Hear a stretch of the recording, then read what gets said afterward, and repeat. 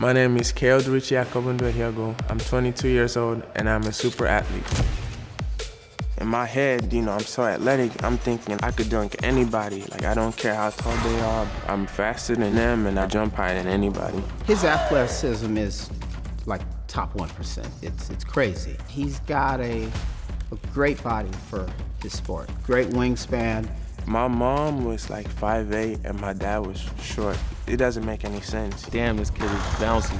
He could just dunk the ball in his slippers and jeans and all type of stuff. I saw these Instagram videos of when he was touching the top of the backboard and dunking. Until you see it in person, you really don't know. We're in workouts and I'll just throw a lob or I'll throw a pass to him and he'll dunk it and I'm just like, whoa. The whole social media thing, how I blew up. I had TikTok, but I never took it seriously. I was at 500 followers on Instagram, and then one day I was like, all right, I'm gonna start posting my dunks on TikTok. And I posted one dunk, it got like 12,000 views, and I posted another one, and then I posted the backboard touch. And after that, that's how I kind of started blowing up. A lot of people know him for just dunking, but I feel like he has a lot more to his game than that.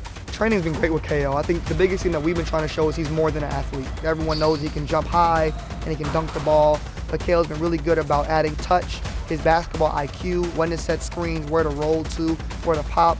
And the KO's actually been really, really good at his shooting. That's a skill that I didn't know that he had. His ability to stretch the floor and make wide open shots, especially from the three-point line, has been incredible. I kind of compare him a little bit to Giannis, a young Giannis, very raw, premature, and he kind of talks and looks like him, in my opinion. I was born in Imo State, Nigeria. It's like a village, like rural area. Whenever I was 6, we lost my dad. He used to take motorcycles and take us to church, and he would drop me and my big siblings off first and then go pick up my mom and my little sister.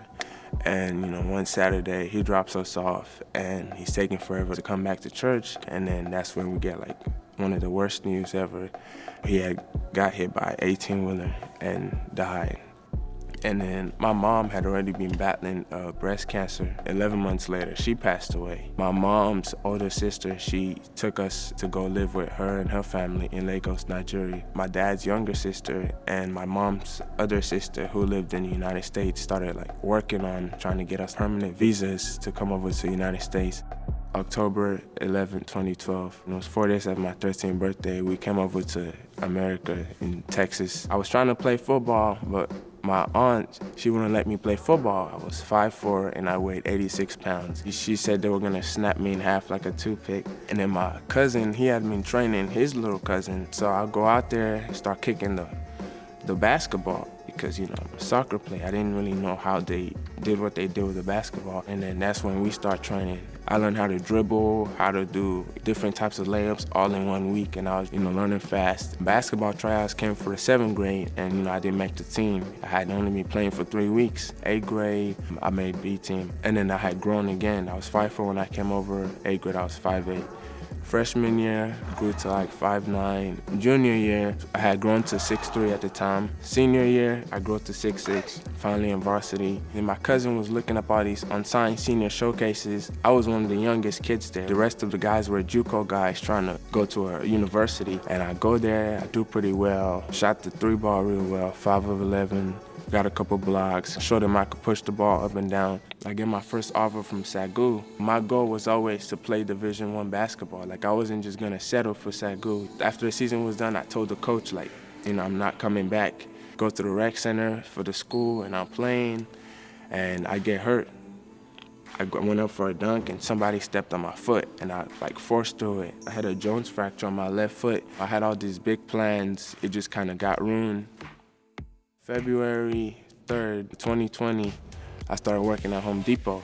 So I wasn't in school, but I had all these things planned, I'm gonna do big things. We always laugh about it. I always tell him he's Home Depot to the NBA. In the summer of 2020, one of the assistants from UT Arlington, they're like, okay, we have one scholarship and, we're looking for an athletic rim protector. And I'm like, that's literally what I was doing. So they were like, it's between you and this guy from Fresno State. Because I was out of school for so long, I had to take 2 summer classes at a community college and get A's in them to get into UT Arlington. So I'm working 40 hours a week, taking these classes. As soon as I get back from work, I'm on my laptop. And I pulled through with the 2 A's. By that time, UT Arlington had already given the scholarship to the guy from Fresno State. So I walk on at UTA, finally got an opportunity one game, went in there, had 7 blocks. My minutes started going up. I ended up finishing 3rd in the nation in blocks per game. I get a scholarship from UT Arlington.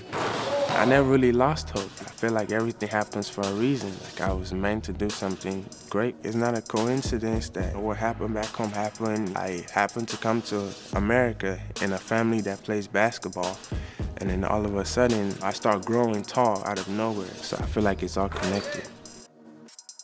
He's got an enormous appetite for learning. He's got an enormous appetite for fun while working. Even though I'm getting a little bit of success now, it's just, like whenever people like slide up on my social media stuff, like, you've made it, I'm like, nah, bro, this is just the beginning. I have different goals that I still haven't achieved.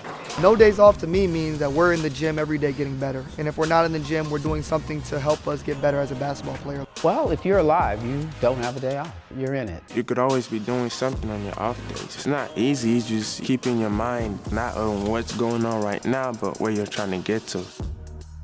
I'm living proof that you just gotta focus on your goals and not on what you're dealing with.